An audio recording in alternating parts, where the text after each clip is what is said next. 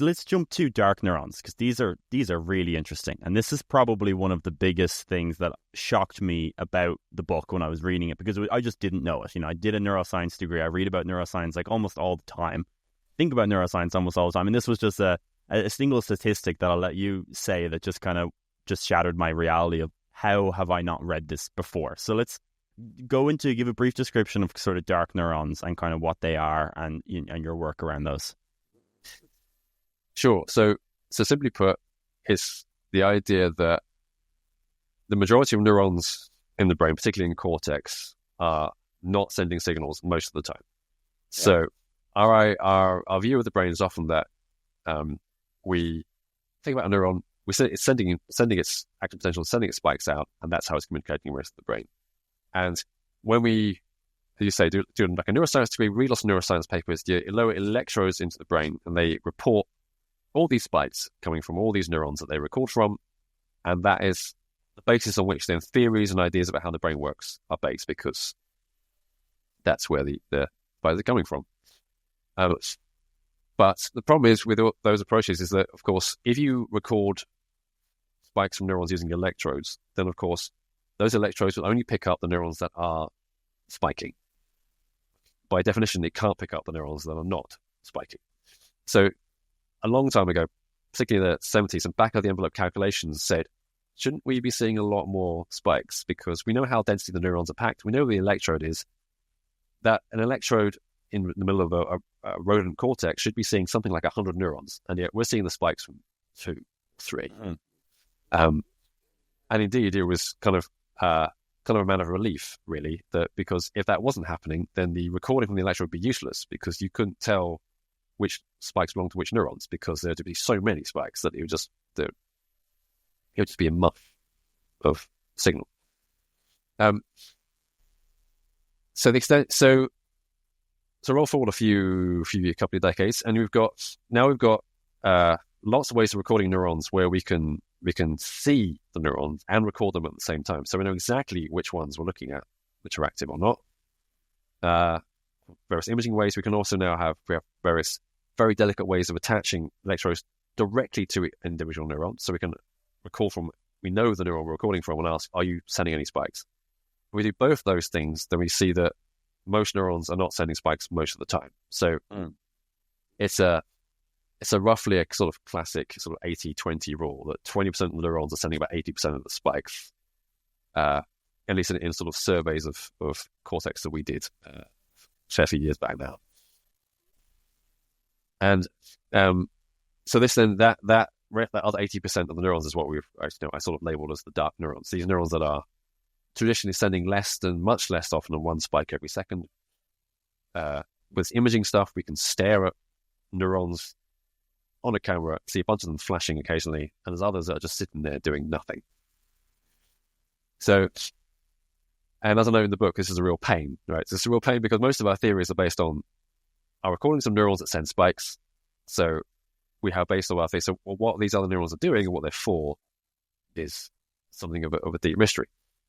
So there's been sort of little lines of work on this. There was a famous paper little discussion paper by Bruno Olshausen called "What's the Other 85% of a V1 Doing?" So the first visual area of cortex, he had a little book chapter was going, well, back of envelope calculation says, when I put electrode into visual cortex, I'm recording only a tiny fraction of the neurons that are sending spikes.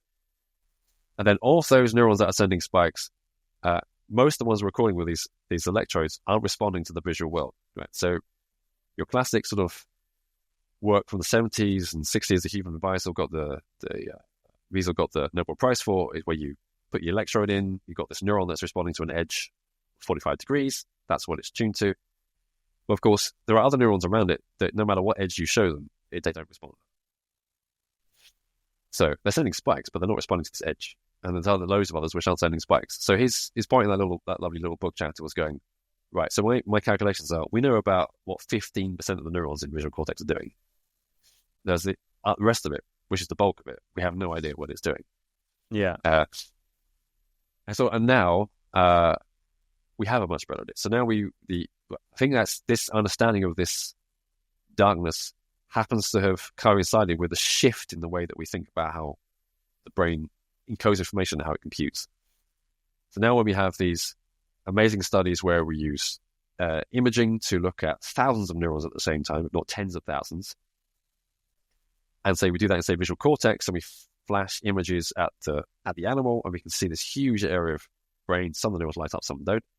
But if we take all that neural activity together, that single snapshot of response, then we can very easily sort of tell what image was shown to the animal. So across the entire population, the information is really, really clear. Uh-huh. So this, partly driven by this dark neural question, but partly just driven by technology, we've got this shift into this idea that we need to move away from understanding what individual neurons are encoding, because so few of them are actually encoding stuff that we need to know about. What we need to know about is what all of them are encoding. And in that case, even if they're only sending one spike every now and again, if they're sending that spike along with the rest, sending it with a whole bunch of other neurons sending them at the same time, then there's still a lot of information being transmitted out. It's just not being done by each individual neuron sending a lot of stuff. Yeah, it's such a strange conundrum. Is there a chance that those dark neurons have a role, they have a specified job, we just don't know what it is, and when we're recording from those electrons, we're not presenting it the right stimulus that it knows and it responds to? Like, it's a ultra-specific stimulus that might, maybe we don't even understand how it works in the visual world, and it is responding to something, and it acts in a very specific manner, and it's just not relating to any of the visual quantities that we have discerned, like edges, corners, light, these different things. It could be just something else that we don't even have a word for or something, Yes. So that's indeed. So one of the main ideas about what's happening is that in any given lab environment, lab task, we're giving an animal, we simply don't give it a rich enough set of stimuli to engage what most of these neurons care about. Yes. That's one option. So this will become clearer, I guess, as we get more and more into people who are able to record for neurons for a very long time in various animals. So there's some great work being done on long-term recordings in zebrafish, for example, where they can record for many days and over a period of weeks. So yeah, one option indeed is that, yes, they're not responding to not giving enough stuff to do. They're not responding to the world, particularly in early visual areas. Yes, I mean there are other theories, but it's certainly an active area of research right now. So there was a paper a couple of months back in Neuron, which was almost explicitly about trying to find out what the some of these dark neurons were in visual cortex. What they showed in that paper was actually they are some of the neurons they found which weren't responding were being forced to not respond. What they were showing was that when a particular stimulus comes in, the inhibitory interneurons in the V1 were responding to that stimulus and suppressing a very large number of neurons. Gotcha. Where they were pretty much silent. So there's huge silence waves. And when they remove that inhibition, they can see all these neurons suddenly pop up in response to the stimulus that was coming in. So they weren't particularly tuned, if you like, to that stimulus. They were essentially noise. So they were being deliberately held down. So their suggestion was, at least in this little bit of visual cortex, this little bit of processing, the reason we're seeing so many dark neurons there is because they are deliberately trying to increase the signal-to-noise ratio, essentially. Yes. But then, there are many other theories about why this would work. Lots of mysteries. Curious. Would there be any correlation between the distribution of my dark neurons and yours? Like if you were to look at the brain and you could somehow, have some map of what neurons are the active ones that are firing almost all the signals, and then all the dark ones that aren't firing any. Would there be any correlation between people, between males, between females? Like, is that pattern, does it have any consistency to it? So on the one hand, I'm going to say we would have no idea at all. So given that, all we can really say is about is that there are different types of neurons. So it's pretty clear. So obviously, I've already mentioned the sort of these interneurons that sit in cortex. So some of the types of new interneurons are much more responsive to their inputs than are the sort of dominant cells in cortex, dominant pyramidal cells in cortex. So we expect a lot of these higher firing neurons are these interneurons that are on this long tail. So they're generating a lot of the spikes. So there's so in that sense, then yes, similar brains will have sort of similar distributions of the spikes amongst the types of neurons that we expect that the silence will be dominated by the pyramidal neurons and the active ones, more active ones, the interneurons. But say within the pyramidal cells, there need not be any necessary relationship between, So there is not least because it'd be very difficult to even think about what sense are we comparing them. So if we're just looking at the whole of V1, say, then yes, it's going to be this sort of rough same mixture.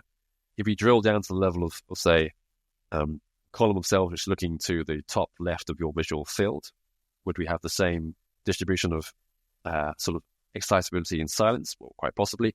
But there's no sense in which there is a one-to-one mapping of cells, because we'll have quite a lot different number of cells in each little part. The reason they'll be wired up quite differently. Yeah, of course. I hope you enjoyed that clip with the amazing Dr. Mark Humphries, computational neuroscientist, tackling all of the most interesting questions of the brain. If you enjoyed that clip, then I'm so confident that you will enjoy our full conversation. You can find it right now here. All you have to do is click it. Thank you so much and subscribe to the channel.